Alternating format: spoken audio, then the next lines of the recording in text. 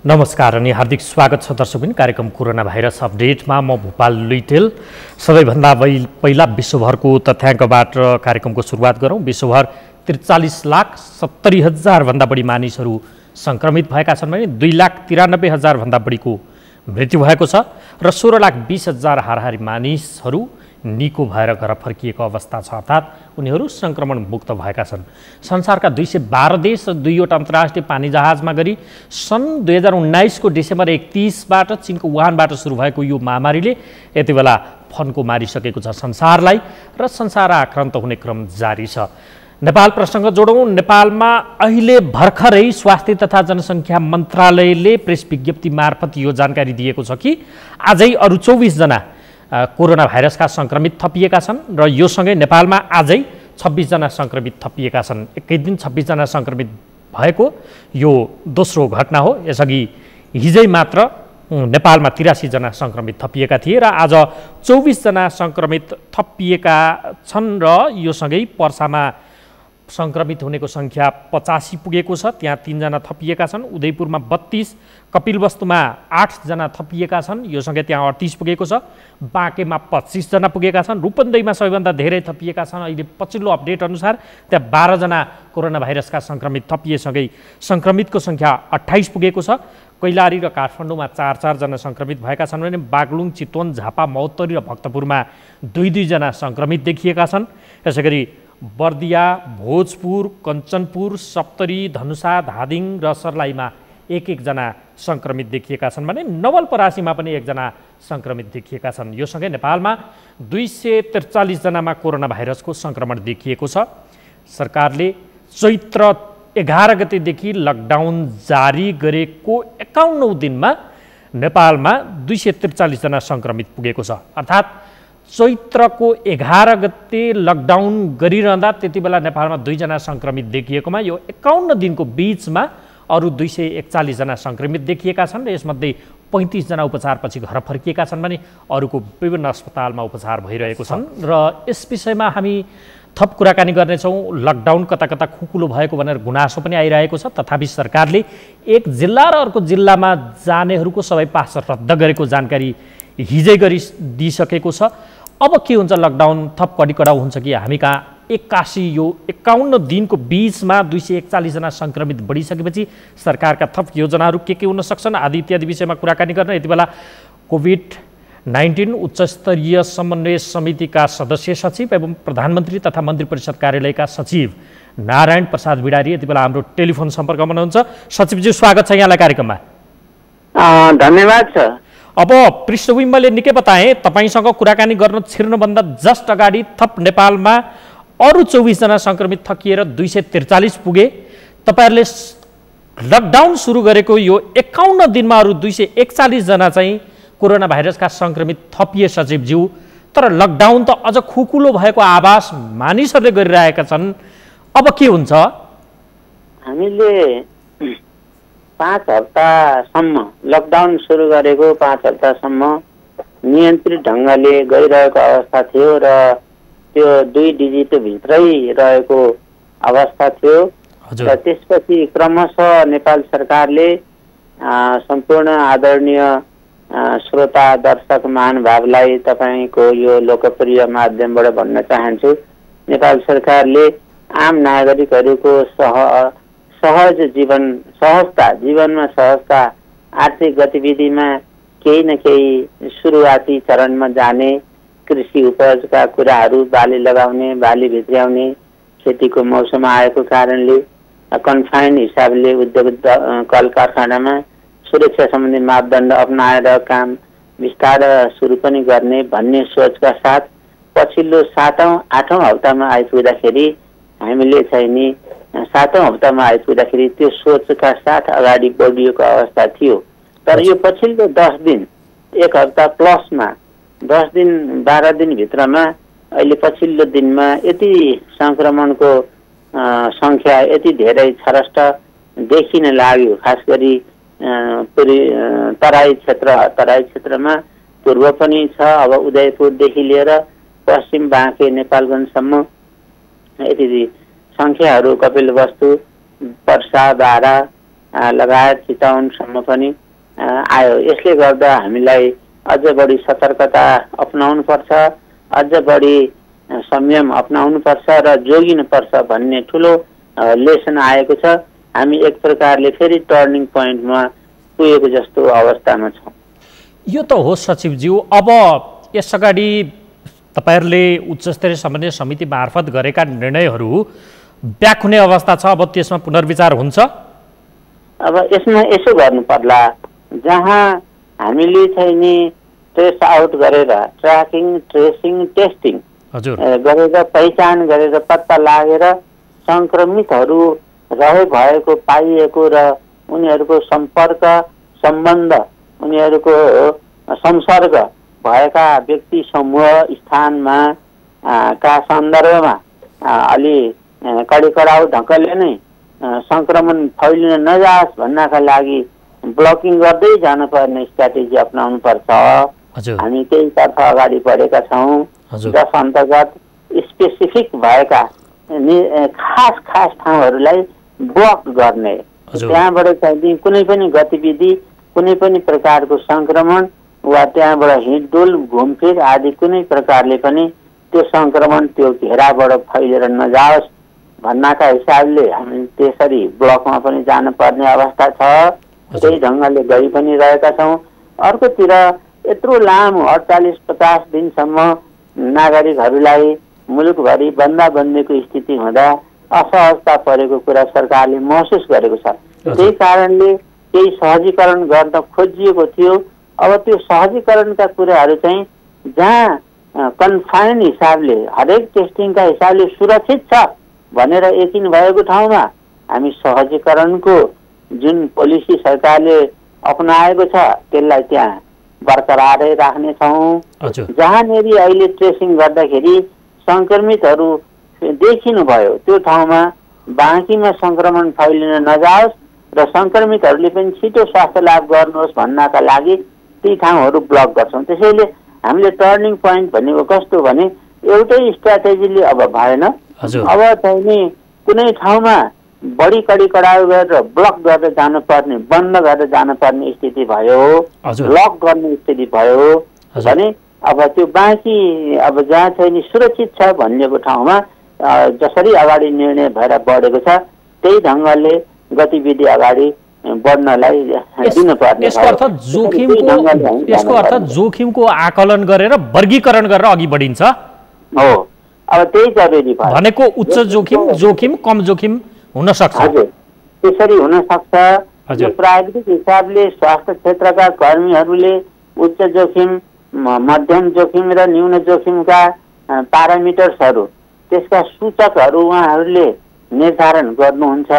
जस्तो सीमा भारतीय चाहिँ नि भारतीय सीमा नाकासम्म जोडिएका हाम्रा तराईका जिल्लाहरू, अनि कोभिडको सङ्क्रमण देखिएका अन्य भित्री मधेसका जिल्लाहरू, यसरी ती जिल्लाहरू र ती ठाउँहरूलाई हामीले बन्दाबन्दीको स्थितिमै जानुपर्ने अवस्था रह्यो। त्यसबाहेक अरू भित्रपट्टि सङ्क्रमण फेला नपरेका नभएका स्वस्थ रहनु भएको जिल्लाहरूमा त्यहाँको स्थितिलाई अझ परीक्षण पनि बढाउँदै लैजाने र परीक्षणका आधारमा स्वस्थ सुरक्षित देखिएको ठाउँलाई अलिक सहज बनाउने, त्यो त्यसरी जानुपर्ने हुन्छ भने एक जिल्लाबाट अर्को जिल्लामा सङ्क्रमितहरू नजाउन् भन्नका लागि तत्त जिल्लामा ब्लकिङ पनि गर्नुपर्ने हुन्छ। जस्तो पर्साबाट मकवानपुर, मकवानपुरबाट ललितपुर यसरी नसरोस् भन्नका लागि पर्सामा ब्लक गर्नु पर्यो। आन्तरिक जिल्लामै पनि त गर्न जरुरी छ नि। अब त जिल्लागत भन्दा पनि जिल्लाभित्रै पनि गर्नु पर्यो। जिल्लाभित्रै पनि अब छपकैया, त्यसपछि यो चाहिँ नि अब अलकिया मठको वरिपरि त्यो पुरानो पशुपारको क्षेत्र, अब त्यो चाहिँ जहाँनेरि सङ्क्रमितहरू चाहिँ हिजो पनि निकै ठुलै सङ्ख्यामा फेला पर्नुभयो, ती ठाउँहरूमा पनि अब टोल एउटा बस्तीमा पनि ब्लकिङ गरेर अब आफ्नो घरमा कन्फाइन भएर बस्नुहोस्, सेवा सुविधा घरमै उपलब्ध हुन्छ, मगाउनुहोस् र नहिँड्नुहोस् भनेर भन्नु। अब जस्तो यो त भयो, तपाईँले उदाहरणै दिनुभयो, बढी जोखिम, मध्यम जोखिम, कम जोखिम, जोखिम रहित। अब जोखिम रहित त कसरी भन्न सकिएला है? जोखिम रहितै त नहोला, कम जोखिम उच्च जोखिम, मध्यम जोखिम, कम जोखिम भनौँ। हजुर।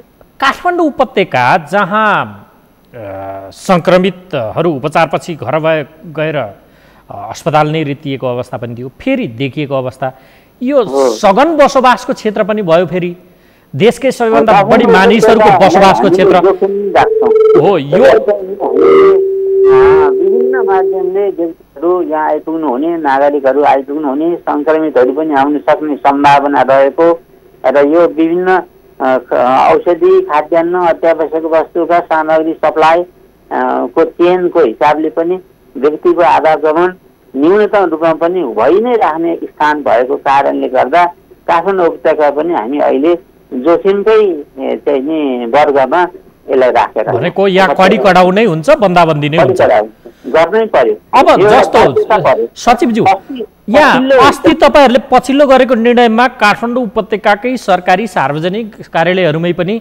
1/3 कर्मचारी त गएर काम गर्न थालेका छन् नि, त्यो के हुन्छ अब? अत्यावश्यकीय सेवा सञ्चालन गर्ने सरकारी निकाय र अत्यावश्यकीय सेवा सञ्चालन गर्ने सार्वजनिक संस्थानहरूमा 1/3 कर्मचारी गरेर काम सुरु गर्नुहोस् भनेर सुरु गरिएको हो। त्यो अस्ति भर्खरै 4 दिन 5 दिन अगाडिको मात्र कुरा हो, 24-25 गतेदेखिको कुरा हो र अब आइतबारदेखि काम सुरु भएको थियो। अब यसलाई चाहिँ नि हामीले अहिले त्यो जरुरी पनि थियो, किन नागरिकहरूलाई बैंकिङ सेवा आवश्यक छ, नागरिकहरूलाई बिजुली, टेलिफोन, यो चाहिँ नि ढल, खानेपानी लगायत विभिन्न अत्यावश्यकीय सेवा उपचार लिन जाने, भेटनरी औषधि, यो पशु पक्षीहरूको आहारदेखि उपचारसम्मका कुराहरू, यो पशु स्वास्थ्यका कुराहरू, यी सबै विषय आवश्यक भएको हुनाले यी अत्यावश्यकीय सेवाको हिसाबले हामीले कार्यालयहरूलाई त्यो न्यूनतम कर्मचारी बसेर न्यूनतम सवारी साधन चलाएर सेवा सञ्चालन गर्नुहोस् र आलो पालोमा जानुहोस् भनिएको हो। हामी यसबाट अहिले तत्काल ब्याक चाहिँ भइहालेका छैनौँ। उहाँहरूलाई सुरक्षाका अपनाउनु पर्ने सबै प्रावधानहरू अपनाएर थोरै जनशक्ति मात्रै कार्यालयमा गएर सिफ्टमा काम गर्ने, कुनै दिन कोही साथीहरूले काम गर्ने, अर्को दिन अर्को साथीहरूले काम गर्ने, त्यसरी काम गर्ने हिसाबले सञ्चालन हामी गर्ने नै छौँ, गरि नै रहेका छौँ, त्यो हामी रोक्दैनौँ। तर सावधानी चाहिँ उच्च सावधानी अपनाउने, सेवाग्राहीहरूलाई पनि डिस्टेन्समा राखेर सेवा दिने, सेवाग्राही स्वयंले पनि भिडभाड नगरिदिने, पालोमा गइदिने, त्यो ढङ्गले अगाडि बढ्नुपर्छ। ओके सचिवज्यू, जस्तो अब हजुरले यो बताइरहँदा सम्माननीय प्रधानमन्त्रीज्यूको मनसायको बारे पनि तपाईँले केही बुझ्नुभयो होला, अखबारहरूमा, सञ्चार माध्यममा समाचारहरू त आए, उहाँले रक्षामन्त्री, उपप्रधानमन्त्री ईश्वर पोखरेललाई नै बैठकमा हकार्नु भएको, झपार्नु भएको सम्मका समाचार पनि बाहिरिएका छन्। यसको अर्थ उहाँ चाहिँ धन कमाउन त जीवन बाँचे कमाउला, पहिले चाहिँ त्यो गराउनु भएन, लकडाउनमा त मैले काहीँ पनि जाम भएको देखिनँ जस्ता प्रश्नहरू गर्नुभयो भनेर समाचारहरू आए। यसको अर्थ के हो त? अब यसको अर्थ कार्यकारीको दृष्टिकोण एउटा, उच्चस्तरीय समितिभित्रको एउटा, यो अलग अलग निर्णय हुनसक्छ, अलग अलग सोचाइ हुनसक्छ होइन? अब सामान्य प्रधानमन्त्रीज्यूले बैठकमा के कसो जिज्ञासा राख्नुभयो र मन्त्रीज्यूहरूबाट के त्यसमा आफ्ना धारणा गए, त्यो त म अनभिज्ञ छु, त्यो बारेमा त मैले केही भन्न सक्दिनँ हो। तथापि समाचारहरू त्यसरी आए भनेर मैले तपाईँलाई समाचारहरूको अब यो सामान्य प्रधानमन्त्रीको मन्त्री परिषदको बैठकभित्र विभिन्न कोणमा छलफल भयो होला, त्यो असल का लागि चिन्ता जाहेर भयो होला, त्यो कुरा छ। तर हामीले समग्र रूपमा सरकारले सोचेको अवस्था चाहिँ के हो भने नागरिकहरूलाई लामो अवधि बन्दाबन्दी गर्दाखेरि पनि दैनिक जीवन कठिनाइ हुँदै गएको हो र अनि सङ्क्रमण पनि नियन्त्रणमा रहेको, दुईटै परिस्थितिलाई आकलन गरेर पछिल्लो 10 दिनभन्दा अगाडिको कुरा म गर्दैछु, 10-12 दिन अगाडि 18-19 गते भन्दा अगाडिको कुरा गर्दैछु, त्यति बेलासम्मको स्थिति हेर्दाखेरि अब चाहिँ नि सङ्क्रमण नियन्त्रणमै छ भन्ने पनि महसुस भएका कारणले एक कदम अगाडि बढिएको थियो। अब त्यो कदम हट्छ। अब त्यो स्थिति अहिले चाहिँ हाम्रो सायद यो अब सङ्क्रमणको परीक्षणका दर जसै जसै हामीले बढायौँ, अहिले मुलुकभरि चाहिँ नि परीक्षण गर्ने क्रमलाई एकदम ऱ्यापिडली बढाइएको छ। झन्नै 20,000 को करिबमा PCR परीक्षण भइसकेको छ। 21,000 बढी भइसक्यो, 21,340। 340 भइसक्यो आज र 70, 72, 75 हजार उतापट्टि पुग्न लागिसक्यो आरडिटी। त्यसै गर्दा झन्डै मोटामोटी लाखको परिसरमा पुग्दाखेरि अनि त्यसपछि फाइन्डिङ हुँदै जाँदा हामीले यथार्थ पत्ता लगाउँदै जाँदाखेरि अब अलिकति झस्किन पर्ने परिस्थिति पक्कै आएको हो। त्यसले गर्दाखेरि अब कडी कडाउ पनि गर्नुपर्छ। जहाँनेरि सङ्क्रमित देखिनु भएको छ, जहाँ अलि सहज स्थिति छ त्यहाँ सोशल डिस्टेन्स काम गरेर जीवन दैनिक जीवनलाई अलिकति सहज यही नीतिमा अगाडि बढिन्छ। यो विषयको रिभ्यू गर्नका लागि बैठक कहिले बस्छ? अब तपाईँ त बैठक कल गराउन सक्ने व्यक्ति हुनुहुन्छ, सदस्य सचिव। यो विषयमा सोच भइरहेको छ। सम्मान्य प्रधानमन्त्रीज्यूको पनि अब निर्देशनहरू माननीय उप प्रधानमन्त्रीज्यू मार्फत हाम्रा चाहिँ नि समितिका मान्य मन्त्रीज्यूहरू मार्फत निर्देशनहरू पक्कै पनि त्यहाँ छन्। अब हामी छिटै नै उच्च स्तरीय समन्वय समितिको बैठक मलाई लाग्छ 1-2 दिनमा एकचोटि अबको परिस्थितिलाई समीक्षा गर्दै अब कुन ठाउँमा कसरी के गर्ने भन्ने बारेमा मसिनो छलफलको लागि छिटै बस्छौँ नै। यो अहिले डेट त तय भइसकेको छैन। मैले उप प्रधानमन्त्रीज्यू समक्ष पनि छलफलमै थिएँ, दिउँसो पनि। अब 1-2 दिन भोलितिरै पनि बैठक बस्न सक्छ, हुन सक्ला भोलि वा अब निर्धारण भइसकेको छैन। तर हामीले अहिले चाहिँ नि स्ट्राटेजी हाम्रो के छ भने बढीभन्दा बढी सङ्क्रमितको संसर्ग भएको सम्पर्क भएको व्यक्तिहरूको कनेक्सनमा को अर्को हुनुहुन्थ्यो भन्ने हिसाबले ट्रेसिङ अनि ट्र्याकिङ, ट्रेसिङ र टेस्टिङलाई अझ बढाउने र सङ्क्रमित सम्भावित सङ्क्रमणको जोखिम देखिएका ठाउँहरूमा बढीभन्दा बढी पहिचान गरेर तिनलाई उपचार गरेर तिनलाई आइसोलेसन गरेर उनलाई अब त्यो एरियामा सङ्क्रमण बढ्न नदिनलाई बाँकीलाई सुरक्षित राख्ने, उहाँहरूलाई पनि सुरक्षित राख्ने उपचारको माध्यमले। त्यसपछि क्रमशः क्वारेन्टाइनलाई व्यवस्थापन गर्दै यो लकडाउनलाई सफल पार्ने र स्वस्थ राख्ने तर्फ हामी अझ घनीभूत रूपले अगाडि जाने अहिलेको सोचाइ चाहिँ। काठमाडौँका 6वटा नाका छन्। ती 6वटा नाकाबाट दैनिक 7,000 हाराहारी त मानिसहरू नै आइरहेको भन्ने सूचनाहरू पनि आइरहेछन्। यसले त कसरी होला र?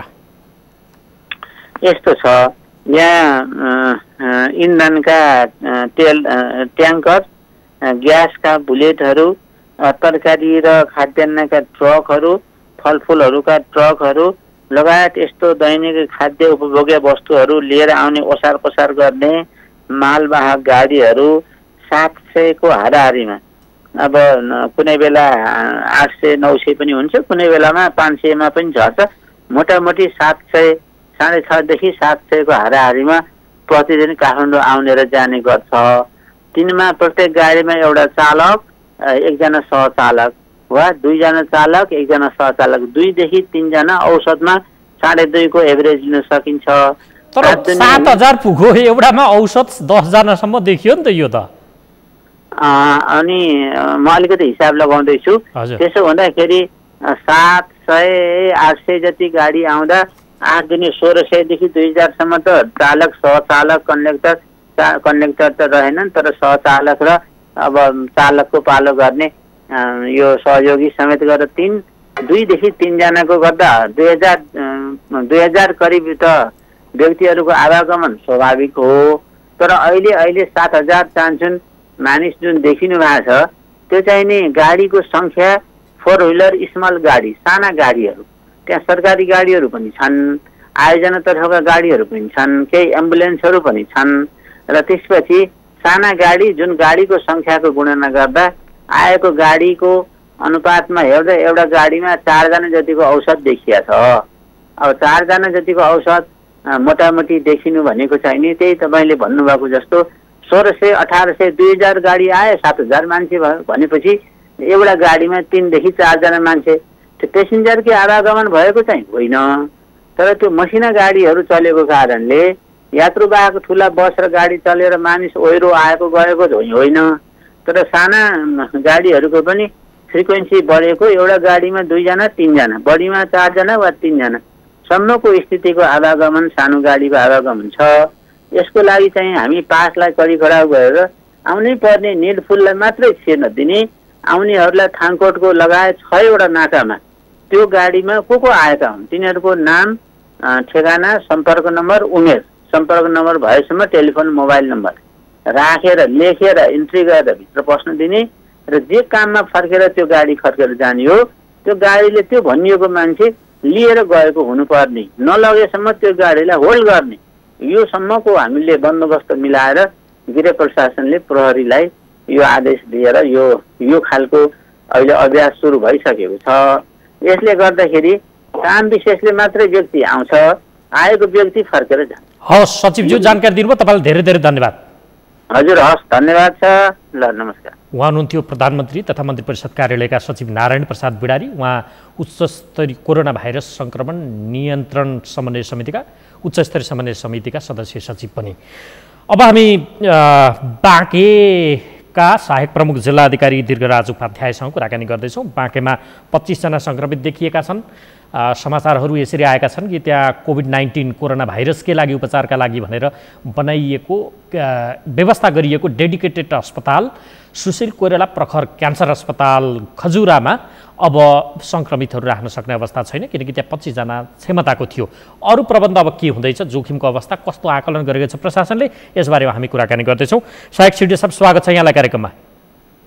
धन्यवाद। पृष्ठभूमि मैले बताएँ, खजुराको सुशील कोइराला प्रखर क्यान्सर अस्पतालमा त 25 जना सङ्क्रमित भइसके होइन? हजुर हो। अब सङ्क्रमित देखिएका व्यक्तिहरूलाई कहाँ राखिन्छ सहायक सिडिओ साहब? अब 4-5 जनासम्मलाई अझै त्यही म्यानेज हुन सक्छ। हिजो अलि बेड थपिएको छ। हजुर। त्यसपछि चाहिँ हामीले अर्को एउटा लायन्स डेन्टल हस्पिटल भन्ने पहिलेदेखि नै त्यसलाई व्यवस्थित गरेर राखेका छौँ। त्यहाँ 25 सिट जति 25 देखि 30 सम्म बेड जति त्यहाँ व्यवस्था हुनुहुन्छ। हजुर। त्यसपछि गएर अनि अरू हस्पिटललाई पनि थप सङ्ख्या बढ्ने अवस्था भएछ भने अरू हस्पिटललाई पनि हामी तयारी हालतमा राख्नका लागि हामी स्थानीय स्तरमा छलफल समन्वय गरिरहेका छौँ। हजुर। अनि तपाईँहरूको आकलन अब के छ? सङ्क्रमित बढ्न सक्ने जोखिम छ छैन? अहिले देखिएका सङ्क्रमितहरू जति 25 जना छन् तिनीहरूसँगको संसर्गमा आएकाहरूको कन्ट्याक्ट ट्रेसिङ, खोज तलास, ट्राभल हिस्ट्री सबै सकियो? भइरहेको छ, त्यो पनि भइरहेको छ। अब आज मात्र एकजना थपिएको छ, उहाँको पनि गर्नुपर्ने हुन्छ कन्ट्याक्ट ट्रेसिङ। हजुर। त्यो पनि गर्दैछौँ र नयाँ सम्भावित क्षेत्रहरू पनि थप परीक्षणको कार्यहरू भइरहेको छ। हजुर। त्यसैले अब हिजो आज केही दिन यता चाहिँ आज एक मात्र थपिएको भए हुनाले र हामीले परीक्षण चाहिँ तीव्रताको रूपमै अगाडि बढाएका छौँ, धेरै परीक्षण गरिसकेका छौँ। पहिलो केस देखिएपछि नै हामीले झन्डै कन्ट्याक्ट ट्रेसिङ र सम्भावित गरेर 1000+ नै हामीले PCR टेस्ट गरिसकेका छौँ र अहिले पछिल्लो दिनमा चाहिँ थपिने क्रम अलि रोकिएको छ। त्यो भए हुनाले अब पहिलेको जस्तो धेरै थपिलान् त भन्न सकिन्न, तथापि अब परीक्षण जारी रह्यो हुनाले थपिन पनि सक्छन् र त्यही तरिकाको तयारी हामी गरिरहेको छौँ अहिले। ओके उपाध्यायज्यू, अब तपाईँहरूले सम्भावित देखिएको क्षेत्र, जोखिमको क्षेत्र चाहिँ त्यो बाँकेको कुन कुन ओडा र कता कता सम्भावित क्षेत्रहरू छन्? आजै पनि हामीले यसको पूर्वतिरको एउटा गाउँपालिका नरैनापुरमा व्यापक टेस्ट गरेको छ र त्यसमा त्यो पनि एउटा सम्भावित क्षेत्रकै रूपमा लिएका थियौँ, किनभने खुला सिमाना यहाँको प्रमुख चुनौती भनेको के हो भने भारतसँगको खुला सिमाना भए हुनाले कहिलेकाहीँ हामीले जति कडा गर्दाखेरि पनि मान्छे लुगिछिपी आफ्नो स्थानीय तहमा गाउँमा आउने हुने भए र उहाँहरूलाई चाहिँ परीक्षण गर्नुपर्ने त्यो सम्भावना बढी त्यो नरैनापुर गाउँपालिकामा देखिन्छ। हजुर। त्यो हाम्रो मूल नाकाभन्दा अलिक साइडतिरको पालिका हो। हजुर। त्यो भए हुनाले त्यहाँ त्यो सम्भावना हुनसक्छ भनेर हामीले अस्ति पनि एकलट गरेका थियौँ र आज पनि हामीले त्यहाँ सम्भावित सबै ठाउँमा गरेका छौँ र त्यो रिपोर्ट चाहिँ अब भोलि मात्रै आउँछ होला। आज कलेक्सन गरिएको छ, सब कलेक्सन। हजुर। र त्यसरी अन्यत्र पनि अरू ओडाहरूमा पनि हामी सम्भावित ठाउँहरूमा परीक्षण गर्छौँ। तर अब अहिलेसम्मको अवस्था हेर्ने हो भने त्यस्तो थपेलान् जस्तो देखिँदैन। हजुर। अब त्यो रिपोर्ट आएपछि के हुन्छ अनि हेर्नुपर्छ। तथापि तयारी छ? तयारी चाहिँ हामीले यसो अब अहिलेसम्म चाहिँ त्यही डेडिकेटेड हस्पिटल एउटा बेडको अभाव थपिँदै गयो भने बिरामीहरूलाई राख्नुपर्ने बेडको अभाव हुन सक्ने सम्भावना रहन्छ। त्यसका लागि स्थानीय तहहरूसँग समन्वय गरेर अब हाम्रो अहिले भइरहेका हस्पिटलहरू यहाँ जस्तो नेपालगञ्ज मेडिकल कलेज छ, नेपालगञ्जमा, कोलपुरमा, अनि भेरी अस्पताल भयो र डेन्टल हस्पिटल यिनीहरू छन् र यिनीहरूमा चाहिँ डेडिकेटेड बेडहरू कति छुट्याउन सकिन्छ हामी त्यो विषयमा छलफल गर्दैछौँ र पर्याप्त बेडहरू तयारी गर्ने उसमा चाहिँ हामी छौँ। अब यो अर्कोतर्फ सहायक सिडी साहब, जसरी अब छुट्टै अस्पताल त होइन, त्यो भित्र तपाईँहरूले व्यवस्थापन गर्ने भनेको आइसोलेटेड बेडहरू हुन्, आइसोलेटेड वार्ड, त्यहाँ त अरू बिरामीहरूको पनि त नियमित आवागमन हुन्छ होला, त्यसले फेरि सङ्क्रमितहरूबाट ती अरू बिरामीमा पनि सङ्क्रमणको खतरा बढ्न सक्छ। यसको व्यवस्थापन कसरी मिलाइन्छ? त्यही भएर हामीले छुट्टै डेडिकेटेड हस्पिटल नै बनाउन खोजिरहेका छौँ। अहिले खजुराको हस्पिटल भनेको डेडिकेटेड, त्यहाँ अहिले अरू बिरामी हुनुहुन्न। हजुर। र हामीले यसपछिको व्यवस्थापन भनेको जुन लाइन डेन्टल हस्पिटल भनिरहेका छौँ, त्यो हस्पिटलमा पनि अरू बिरामी हुनुहुन्न, उहाँहरूको लागि मात्रै छुट्टै हुन्छ। झन्डै 25 बेड जतिको त्यहाँ व्यवस्थापन हुन्छ, त्यहाँ पनि अरू कोही बिरामी हुनुहुन्न, अरू व्यवस्था छैन त्यहाँ। र त्यसपछि यदि अरू त्यसले पनि पुगेन र हामीले अरू हस्पिटलमा बनाउनु परेछ भने हामी छुट्टै बिल्डिङ, हस्पिटल भयो भने एउटा छुट्टै बिल्डिङलाई डेडिकेटेड बनाएर अरूसँग सेग्रिगेट गरेर, अरू बिरामी र अरू बिल्डिङसँग सेग्रिगेट गरेर हामी त्यहाँ राख्ने अवस्था बनाउँछौँ। त्यसरी म्यानेज हुन्छ। ओके उपाध्यायज्यू, यो त अब यो काम त स्वास्थ्यसँग सम्बद्ध अधिकारी र त्योसँग खास काम गर्नेहरूले पनि गर्छन्। प्रशासनको भूमिका त अरू पनि छ नि, सङ्क्रमण बढ्न नदिन गर्नुपर्ने तम तयारी, कडी कडाउ, त्यो पक्षमा चाहिँ के गरियो, प्रशासनले के गर्यो? अब त्यस विषयमा हामीले अहिले पनि सिमानाकामा सकेसम्म लुगी छिपी हुने जो आवतजावत हुन्छ त्यसलाई पूर्ण रूपमा नियन्त्रण गर्नका लागि प्रयास गरिरहेका छौँ। सुरक्षा नाकामा त्यसरी गस्ती बढाएको छ, सशस्त्रको सुरक्षाकर्मी पर्याप्त थपिएको अवस्था छ। सबै स्थानीय तहहरूलाई त्यसरी कोही लुगी छिपी आउने अवस्था छ भने सम्बन्धी तुरुन्तै जानकारी दिनुहोस् है, त्यसलाई क्वारेन्टाइनमा राख्नुपर्छ, व्यवस्थापन गर्नुपर्छ भनिरहेको अवस्था हो। र हाम्रो काम भने त खासै के हो भने सबैसँग समन्वय गर्ने र व्यवस्थापन गराउने जिम्मेवारी नै हो।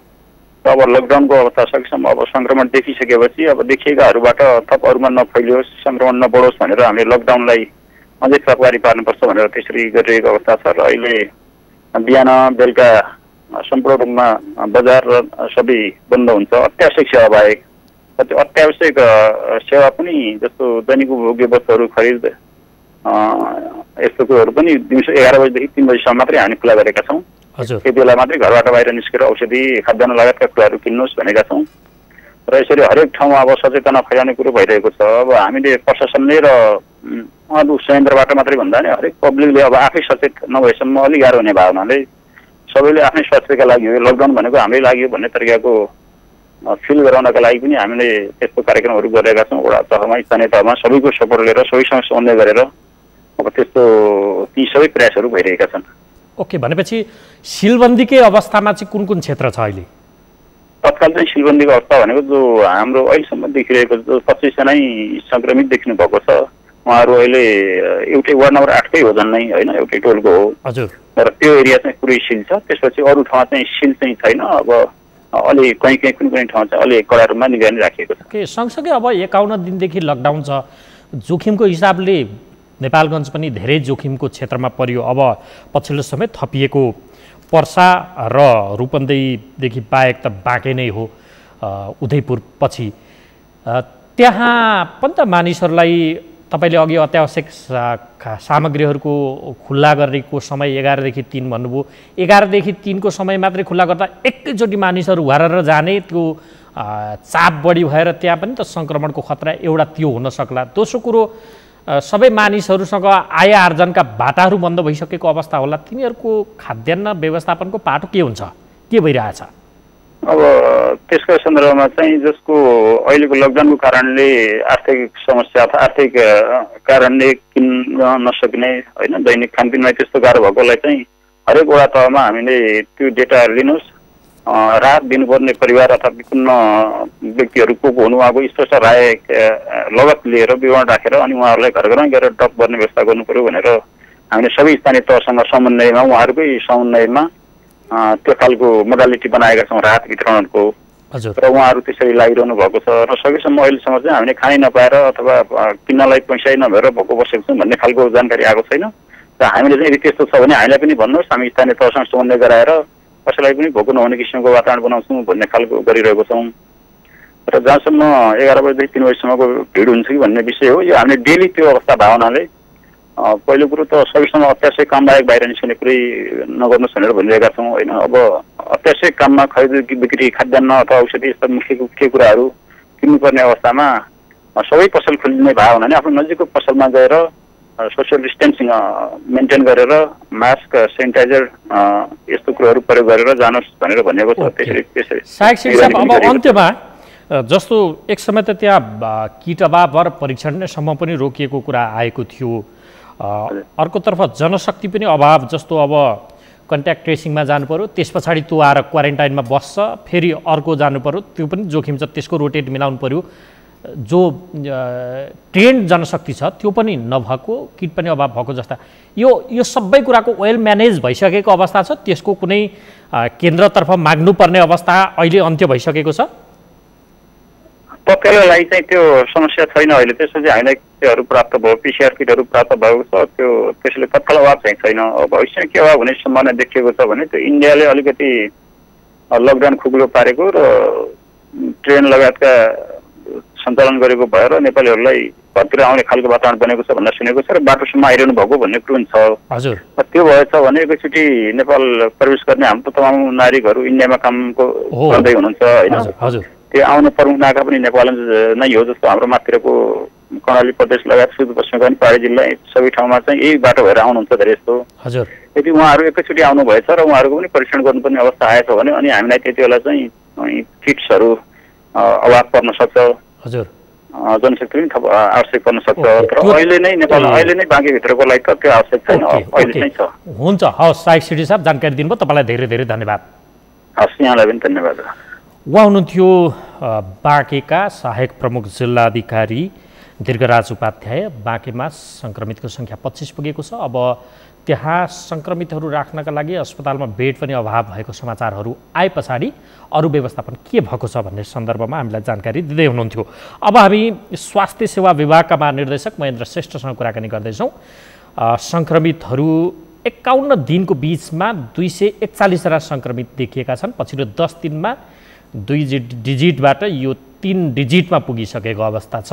यसको सङ्केत के हो? लकडाउन खुकुलो पारेको अवस्थाबाट अब सरकार पछि हट्दैन। विज्ञहरूले यसबारेमा के सुझाव दिन्छन्? अब हामीले गर्नुपर्ने काम र तयारीहरू के हुन्? स्वास्थ्य सामग्रीहरू पनि आउने क्रम सुरु भएको छ। अब हामी तम तयारको अवस्थामा पुगेका हौँ लगायतका विषयमा उहाँसँग कुराकानी हुनेछ। हामीसँग महेन्द्र श्रेष्ठ हुन्छ। श्रेष्ठज्यू, स्वागत छ यहाँलाई। हस्, धन्यवाद, नमस्कार। डी साहब, अब सङ्क्रमितको सङ्ख्या त यो 51 दिनमा 241 पुग्यो। लकडाउन सुरु हुँदा 2 जना सङ्क्रमित थिए, यो बिचमा 241 जना सङ्क्रमित पुगे। आजै मात्रै पनि फेरि थप 24 जना 26 जना सङ्क्रमित देखिएको अवस्था छ। यसको सङ्केत के हो? हामी कतातर्फ उन्मुख छौँ? अब अहिले अलिकति के भने यसको पृष्ठभूमि हेर्दाखेरि हामी नेपालीहरू सब एकदमै उच्च जोखिममा थियौँ पहिल्यैदेखि नै।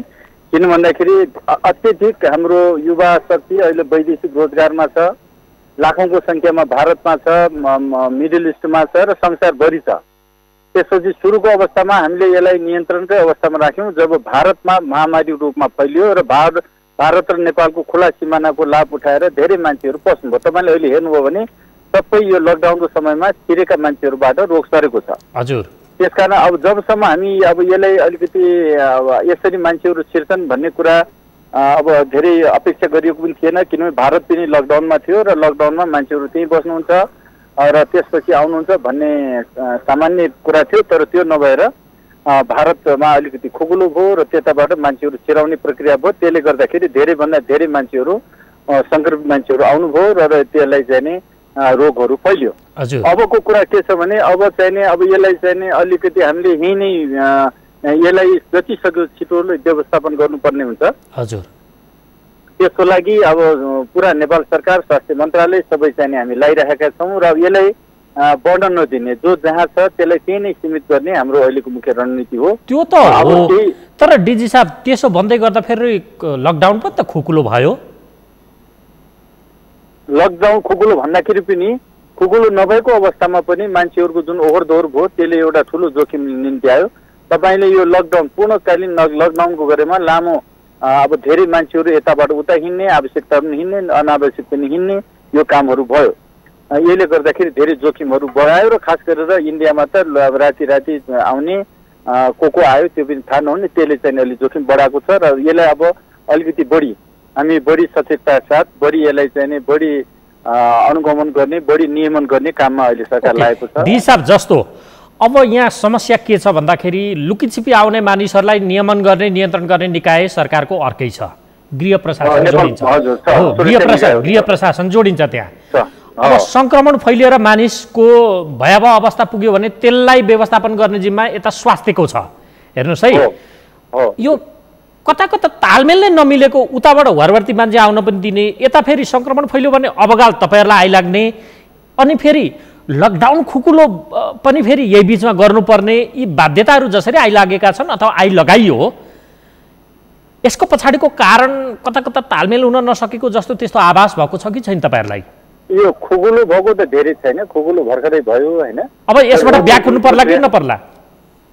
अब यसको अवस्थाको अझ हामी मूल्याङ्कन गर्दैछौँ। अब काठमाडौँमा ठुलो सङ्ख्यामा हामी टेस्ट सुरु गर्दैछौँ। हजुर, एकदमै ठुलो सङ्ख्यामा जनसङ्ख्याको हामी स्याम्पलिङ गर्दैछौँ, किनभने अहिलेसम्म हामीले थुप्रै टेस्ट गरिसकेका छौँ। हजुर, काठमाडौँमा हजारौँ टेस्ट हामीले गरेका छौँ, PCR RDT सबै भएको छ। हजुर, र हामी दुःख के थियो भने काठमाडौँमा रोगी छैनन्, किनभने त्यसको एउटा सर्भिलेन्स सिस्टम भन्छ, सबै अस्पतालमा शङ्कास्पद मान्छेहरूको परीक्षण भएको छ, सबै बस्तीहरूमा हामीले RDT गरेका छौँ, सबै विदेशबाट आउने मान्छेहरूको अनुगमन गरेका छौँ। त्यसकारण हामी काठमाडौँलाई सुरक्षित राख्नलाई हर प्रयास गरेका छौँ। तर बिचमा जुन एउटा घुसपैठ भयो, थुप्रै मान्छेहरू आउनुभयो, त्यसले गर्दाखेरि हामीले केही शङ्का जन्माएको छ। यसको लागि हामी ठुलो सङ्ख्यामा अब टेस्ट गर्दैछौँ। भोलिदेखि नै यो प्रक्रिया सुरु हुन्छ र काठमाडौँको भेलीको 16वटै नगरपालिका, 2टा महानगरपालिकामा व्यापारकोमा टेस्ट गरिसकेपछि मलाई लाग्छ 3-4 दिन 5 दिनभित्र यहाँभित्रको काठमाडौँभित्रको पिक्चर थाहा हुन्छ। त्यस्तै अब देशव्यापी रूपमा हामी टेस्टमा गएका छौँ। तपाईँले सुन्नु भएको छ, अहिले यो 2-3 दिनभित्र हामीले ठुलो सङ्ख्यामा टेस्ट गरेका छौँ। अहिले हामीले टेस्ट गर्ने सामग्रीहरूको कुनै अभाव छैन, कुनै समयमा अलिकति थोरै अभाव जस्तो पनि थियो, तर चाहिँ अब व्यापक रूपमा गर्नको लागि हामीसँग सबै साधन। ओके डीजी साहब, तपाईँले यो भनिरहँदा नि अब काठमाडौँको सबै नै जस्तो परीक्षण गरिन्छ भन्दा या भाडामा बस्ने नबस्ने स्थानीय सबैको परीक्षण एकातिर हुने भयो, अर्कोतर्फ हाम्रा नाकाहरूबाट धमाधम दिनकै 7000 मानिसको आउजाउ भइरहेको सूचनाहरू छन्, अनि तपाईँहरू एकातर्फ घाइतेहरूको उपचार गरिराख्ने, अर्कोतर्फ दुर्घटना गराइराख्ने जस्तो खालको यो कता कता उदाहरण यस्तो दिए जस्तो भयो के? यो के हुन्छ? एकदमै राम्रो प्रश्न गर्नुभयो। आज जुन गृह मन्त्रालयले जुन सूचना जारी गरेको छ, अब एक जिल्लाबाट अर्को जिल्लामा जानलाई रोक्नुपर्नेछ। भयो के भने चितवनबाट मान्छेहरू आउने, बाराबाट मान्छेहरू आउने, अनि नागढुङ्गामा छोकेर त मान्छे रोकिँदैन नि। त्यसले गर्दाखेरि एक जिल्लाबाट अर्को जिल्ला जानलाई अनुमति चाहिने र त्यसले कडाइका साथ पालना गर्ने भन्ने जुन गृह मन्त्रालयबाट सूचना आएको छ, मलाई लाग्छ त्यसले अब केही मान्छेहरूको आवतजावतमा केही समय रोक्छ। यसले गर्दाखेरि सङ्क्रमण जहाँ छ, बारामा सङ्क्रमण छ बारामा रोक्ने, पर्सामा छ पर्सामा रोक्ने, र त्यसलाई अरू जिल्लामा फैलिन नदिने काममा यसले सहयोग गर्छ। र यसको लागि हामीले अब जिल्लाभित्र के भने अब व्यापक रूपमा हामीले परीक्षण गर्नुपर्छ। र जिल्लैभित्र चाहिँ डीजी साहब, जिल्लैभित्र मानौ काठमाडौँ एक जिल्ला र अर्को जिल्ला रोकिने भनियो, काठमाडौँ उपत्यका त फेरि इन्टिग्रेटेड छ, यो काठमाडौँ भक्तपुर ललितपुर, भलै त्यो नियम काठमाडौँ भक्तपुर ललितपुरमा पनि लागू होला। एउटा कुनै एउटा सुपर स्पिडर भेटियो भने त्यसले कति ठाउँमा प्रभाव पार्ला? काठमाडौँकै मानौ सघन बस्ती छ, मानौ एउटा सङ्क्रमित चाहिँ 100 जनाको संपर्कमा पुगेको रहेछ भने त्यसले हालत के गर्ला? यो बारेमा सोचिएको छ कि छैन? एकदमै सोचेको छ। त्यसकै लागि एकदमै ठुलो टेस्टको कुरा अहिले नै त्यसको लागि आयोजना गर्न लागि हो र भोलिदेखि नै हामी टेस्टलाई एकदम व्यापक रूपमा काठमाडौँ उपत्यकामा गर्दैछौँ। र यो काठमाडौँ मात्रै होइन, देशैभरि गर्दैछौँ। हामी मेचीदेखि महाकाली 77 जिल्ला र सब 753 पालिकामा हामी ठुलो सङ्ख्यामा हामी टेस्ट गर्दैछौँ र यसले चाहिँ सबै ठाउँको स्थिति हामीलाई जानकारी दिन्छ। र अहिले जुन गृह मन्त्रालयबाट सूचना जारी भयो एक जिल्लाबाट अर्को जिल्ला, त्यसले गर्दाखेरि यदि सङ्क्रमण भए पनि त्यो गाउँमै, अब गाउँले पनि अर्को गाउँमा जान नदिने सूचनाहरू जारी गरिराख्नु भएको छ। त्यसले गर्दा कुनै एउटा गाउँ कुनै एउटा बस्तीमा छ भने त्यो त्यही सीमित हुने किसिमको रणनीति अहिले सरकारले अवलम्बन गरेको छ। अब यो जस्तो भर्खरै सरकारले गरेको निर्णय अनुसार हुन त प्रधानमन्त्री रिसाउनु भयो मन्त्री परिषद बैठकमा, उप प्रधानमन्त्रीसँग भनेर समाचार पनि आए। अब लकडाउन रिभ्यू हुन्छ कि हुन्न? जस्तो अलिक खुकुलो गरियो नि, अत्यावश्यक काममा पनि काम चलाउँथ्यो विगतमा भने 1/3 समय कर्मचारीको उपस्थिति हुने, सेयर बजारै खुल्ला गर्ने, ब्याङ्क वित्तीय संस्थाहरू पूर्णकालीन नै खुल्ला गर्ने, सीमित कर्मचारी राखेर यी जसरी निर्णय भएका थिए गराइएको थियो निर्माण सम्बन्धी कार्यहरूलाई खुकुलो बनाइने यतिसम्म कि कपडा पसलसम्म खुलेको भाँडा बर्तनका पसलहरूसम्म खुलेको पनि देखियो यो के हुन्छ अब यो हामीले बुझ्नुपर्ने कुरा के हो भने अहिलेको पहिलाको निर्णय के थियो भने जिल्ला एउटा कुनै पनि जिल्लालाई हामीले चाहिँ जोनिङ गरेका छौँ रेड ग्रिन र येलो जोनिङ गरेका थियौँ हजुर र जोनिङको आधारमा जिल्लाभित्रको कुराहरू खोल्ने जस्तो काठमाडौँ खुल्छ भने बाहिरको मान्छेहरू आउँदैन र यहीँको मान्छेहरू एउटा निश्चित कुराहरू मात्रै खुल्ने कुराहरूको लागि चाहिँ सामान्य कुराहरू भएको थियो तर अब अवस्था यो बिचमा यति धेरै बिग्रिँदै गएको छ अब मलाई लाग्छ नेपाल सरकारले केही छलफल गर्ला उच्च स्तरीयले तपाईहरु जस्तो विज्ञहरूको तर्फबाट गभर्नमेन्टलाई दिने फिडब्याक के हो त यो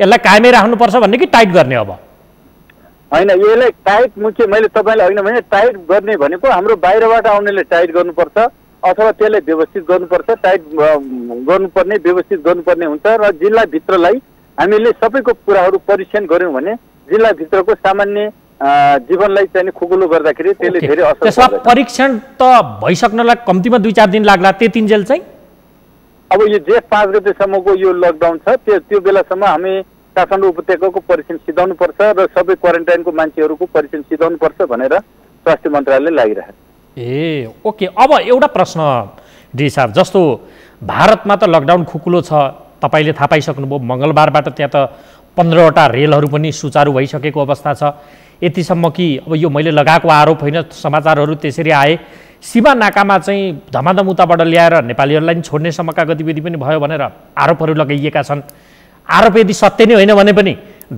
नाकामा आएर हजारौं नेपालीहरू बसेको कुरा सत्य छ ती नेपालीहरू त सीमा नाकामा आएर अबरै परिसकेपछि पक्कै पनि नेपाल छिर्नु पर्ला तिनीहरूको टेस्ट लगायतको प्रक्रियाका लागि कता कता सीमासँग जिल्ला जोडिएका जिल्लाका प्रशासकहरूले के गुनासो गरिरहेछन् भने अब हामीलाई एकै संख्यामा धेरै मात्रामा उनीहरू आयो भने परीक्षण गर्न अप्ठ्यारो पर्ने हो कि जस्तो खालको उनीहरूको गुनासो छ अथवा चिन्ता छ त्यो चुनौती देखिरहेछन् उनीहरूले यसको व्यवस्थापनको बारेमा केही योजना बनाएको छ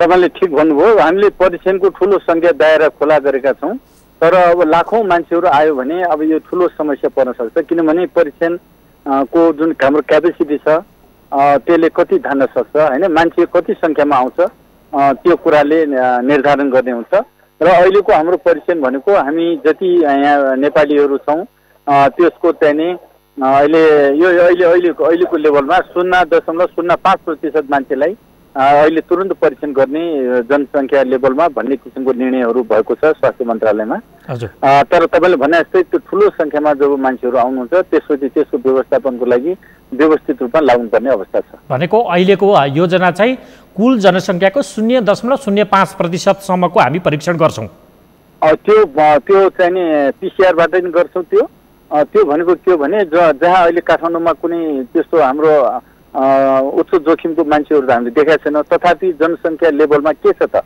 हैन यो लकडाउनको विषयमा नेताहरू घर घरमा राहत बाँड्न हिँड्नुभयो फोहोर उठाउने सरसफाइका कर्मचारीहरू त्यसले काम गरिराख्नु भएको छ तरकारी दोकान लगायतका ग्रोसरीका मान्छेले काम गर्नु भएको छ सञ्चार माध्यमकै मानिसहरूले गरेका छन् जस्तो पत्रकारहरू धेरै लामो ठाउँ घुम्नु भएको छ पत्रकार पनि एउटा रिस्कको जोनमा आएको छ त्यसकारण त्यसको हामी परीक्षण गर्छौं स्याम्पलिङ रूपमा हामी परीक्षण गर्छौं हजुर र यसले चाहिँ एउटा कुनै पिक्चर दिन्छ त्यसपछि आगामी कार्यक्रमहरू निर्णय भनेको त्यो चाहिँ आम संचार जति प्रतिष्ठानहरू जे छन् ती गरेर यसको स्याम्पलिङ लिने काम हुन्छ कि केही योजना अरु छ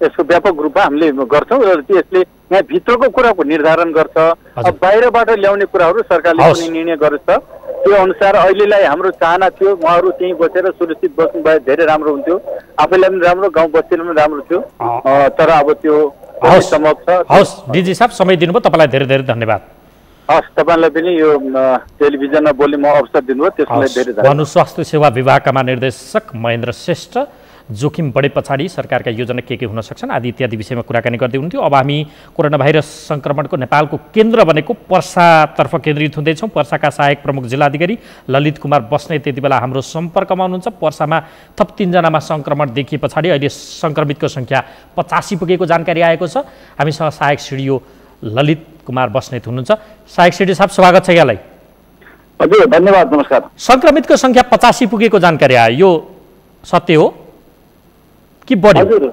हजुर हजुर, हिजो 57 जना पुष्टि भएपछि 82 जना पुगेको थियो र अहिले भर्खरै 3 जना थप हुँदाखेरि 85 जना पुगेको कुरो चाहिँ साँचो हो। अब तपाईँहरूले के गरिराख्नु भएको छ त्यहाँ त बहुत धेरै जोखिम देखियो, यसको व्यवस्थापनको लागि छोटकरीमा बताइदिनुहोस् त।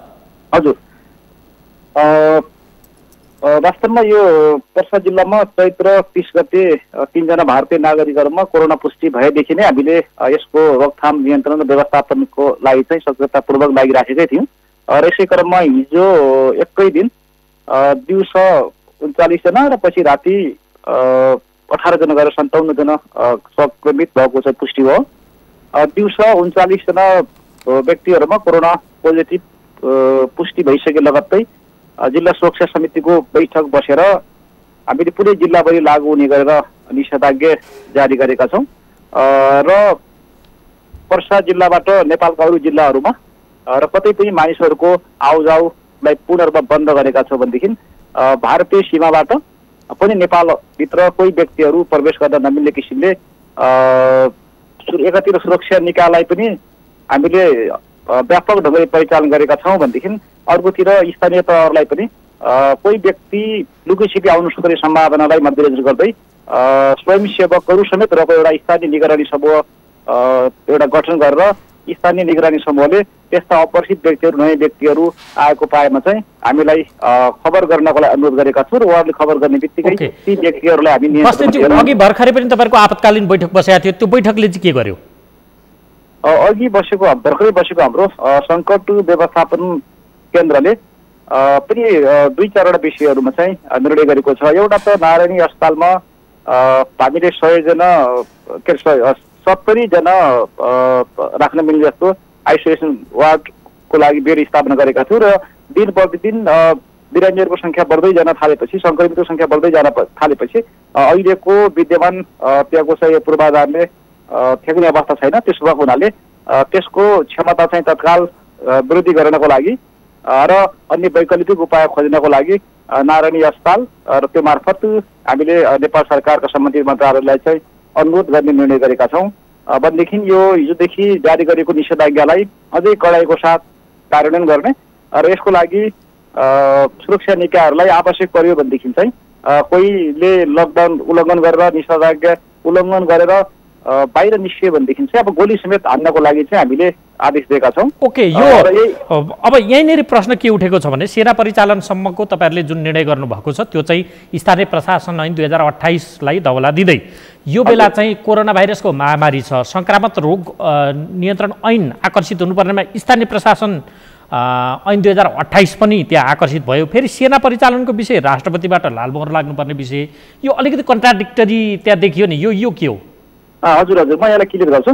नेपाल सरकारले चैत्र 11 गतिदेखि नै जब लकडाउन घोषणा गरेको थियो त्यति बेला सङ्क्रामक रोग ऐन 2021 अथवा सङ्क्रामक रोग ऐन 2020 को साथसाथै स्थानीय प्रशासन ऐन 2028 अनुसारले आवश्यक कारवाही गर्नु भनेर प्रमुख जिल्ला अधिकारीलाई चाहिँ अधिकार प्रत्यार्पण गरेको अवस्था हो र स्थानीय प्रशासन ऐन 2028 मा सुरुमा चाहिँ नेपाल प्रहरी खटिँदै नेपाल प्रहरीले सकेन भनेदेखि चाहिँ स्वास्थ्य प्रहरी र त्यसरी पनि सकेन भनेदेखि चाहिँ यो भिड नियन्त्रण गर्नको लागि, व्यवस्थापन गर्नको लागि नेपाली सेनाको समेत मद्दत माग्न सकिने भएर स्थानीय प्रशासन ऐन 2028 को दफा 6 को उपदफा 2 मा चाहिँ प्रष्ट लेखिएको कुरा हो। त्यही अधिकार प्रयोग गरेर हामीले चाहिँ सेनालाई चाहिँ जिल्ला स्तरमा एउटा विशेष अवस्था सिर्जना भएको बेला चाहिँ परिचालन गर्न सक्ने अधिकार जिल्ला सुरक्षा समितिमा छ, प्रमुख जिल्ला अधिकारीलाई छ र त्यही हामीले अधिकार प्रयोग गरेर सेनालाई चाहिँ विशेष अवस्थामा चाहिँ परिचालन गर्ने भन्ने किसिमले चाहिँ त्यसरी चाहिँ हामीले निर्णय गरेको। ओके, अब सङ्क्रमित त्यहाँ बढेका छन्, छोटोमा जवाब दिनुहोस् है। जस्तो नारायणी अस्पतालको क्षमता आइसोलेसनको तपाईँहरूको त्यहाँ बिरामी राख्ने क्षमता 70, त्यहाँ त 85 जना सङ्क्रमित पुगिसके। बाँकी सङ्क्रमित अब जोखिमको हिसाबले अझै त्यहाँ बढ्ने जस्तो सङ्केत देखिन्छन्, तिनीहरूलाई कहाँ उपचार गरिन्छ? अब बाँकेतर्फ पनि त्यो समस्या भएछ, खजुरामा अर्को अस्पतालको व्यवस्थापन भइसक्यो, त्यहाँ चाहिँ के हुन्छ? मैले यहाँको अघि कुरामा अलिकति करेक्सन गर्न चाहेँ। नारायणी अस्पतालको क्षमता हामीले त्यो 70वटा बेड स्थापना गरेका छौँ र त्यो अहिले 70 जना बिरामीहरूलाई चाहिँ त्यहाँ राखिएको छ र त्योभन्दा थप बिरामीहरू अहिले जुन भर्खरै पुष्टि भएका 3 जना बाहेक अरू बिरामीहरूलाई आजको लागि चाहिँ हामीले सिद्धार्थ माविको क्वारेन्टाइन जाँच ती बिरामीहरूमा अधिकांश चाहिँ त्यही क्वारेन्टाइनमै रहेका छन्।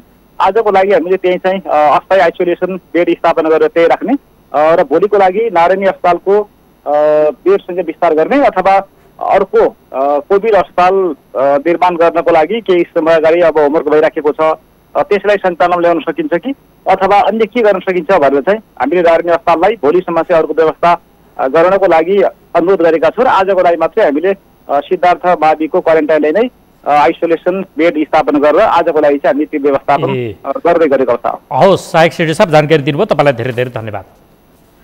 आदरणीय दर्शकहरू, आजको कार्यक्रमको निर्धारित समय सकिएको छ। नेपालमा अलिकति निचोडमा कुरा राखौँ। नेपालमा थप 24 जनामा कोरोना भाइरसको सङ्क्रमण देखिएको छ। यो सँगै नेपालमा सङ्क्रमितको सङ्ख्या 243 पुगेको छ र कतिपय सङ्क्रमित देखिएका जिल्लाहरूमा बिरामीहरू राख्नका लागि अस्पतालमा बेडकै अभाव हुन थालेको छ। यसकारण कि आइसोलेसनमा राख्नुपर्ने बिरामीहरू विशेष किसिमले उनीहरूलाई राख्नुपर्ने, छुट्टै राख्नुपर्ने भएकाले त्यो किसिमको प्रबन्ध हुन नसकेको जानकारी ठाउँ ठाउँबाट आउन थालेका छन् भने अब लकडाउन उल्लङ्घन गर्नेलाई कडेकडाउ बनाइने र त्यस्तै परे सेना परिचालित भएका क्षेत्रमा गोली हान्नेसम्मको आदेश दिइएको छ।